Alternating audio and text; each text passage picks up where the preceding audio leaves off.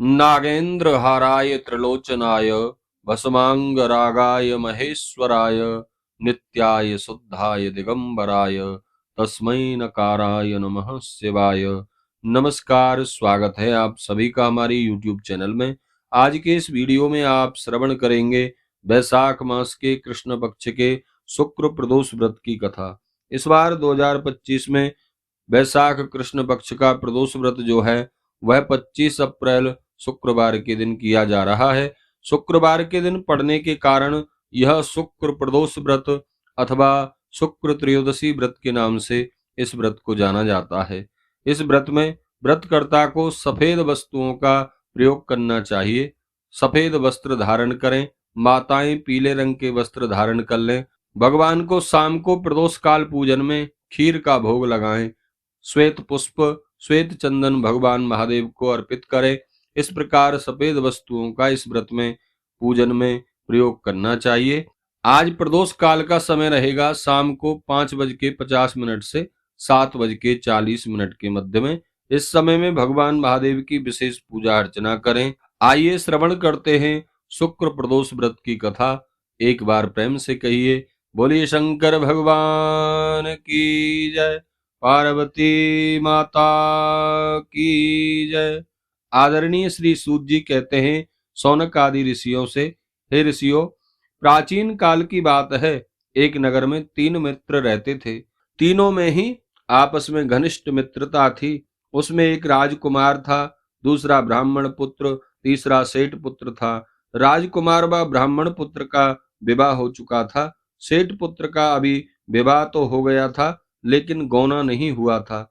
एक दिन तीनों मित्र आपस में स्त्रियों की चर्चा कर रहे थे। ब्राह्मण पुत्र ने नारियों की प्रशंसा करते हुए कहा, स्त्रीहीन घर भूतों का डेरा होता है। सेठ पुत्र ने जब यह वचन सुना तो अपनी पत्नी को लाने का तुरंत मन में निश्चय कर लिया। सेठ पुत्र अपने घर आया और अपने माता पिता को अपना निश्चय सुनाया। उन्होंने बेटे से कहा कि अभी शुक्र देवता डूबे हुए हैं। शुक्र अस्त होने पर बहु बेटियों को उनके घर से विदा कराकर लाना शुभ नहीं माना जाता, अतः शुक्र उदय होने पर तुम अपनी पत्नी को विदा कराकर लाना। सेठ पुत्र अपनी जिद से जरा भी टस से मस नहीं हुआ। उसके माता पिता ने उसको बहुत समझाया, फिर भी वह अपनी ससुराल जा पहुंचा। जब उसके सास ससुर को उसके इरादे का पता चला तो उन्होंने भी उसको समझाने की बहुत कोशिश की, किंतु वह नहीं माना। अंत में उसके सास ससुर को भारी मन से अपनी पुत्री को उसके साथ विदा करना पड़ा। ससुराल से विदा होकर पति पत्नी नगर से बाहर निकले ही थे कि उनकी बैलगाड़ी का एक पहिया टूट गया और एक बैल की टांग टूट गई। पत्नी को भी काफी चोटें आईं। सेठ पुत्र ने आगे चलने का प्रयत्न जारी रखा। तभी रास्ते में डाकुओं से भेंट हो गई और वे सारा धन धान्य लूट कर ले गए। सेठ का पुत्र अपनी पत्नी सहित रोता पीटता अपने घर पहुंचा, लेकिन जैसे ही घर पहुंचा, घर जाते ही उसे सांप ने डस लिया। उसके पिता ने बहुत से वैद्यों को उसे दिखाया।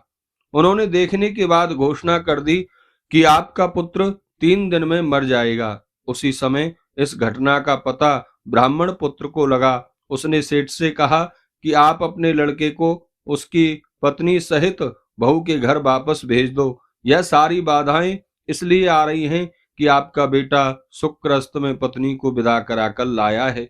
यदि वह वहां पहुंच जाएगा तो उसके प्राण बच जाएंगे। सेठ को ब्राह्मण पुत्र की बात जच गई और अपनी पुत्र वधू और पुत्र को वापस लौटा दिया। वहां पहुंचते ही सेठ पुत्र की हालत ठीक होनी प्रारंभ हो गई।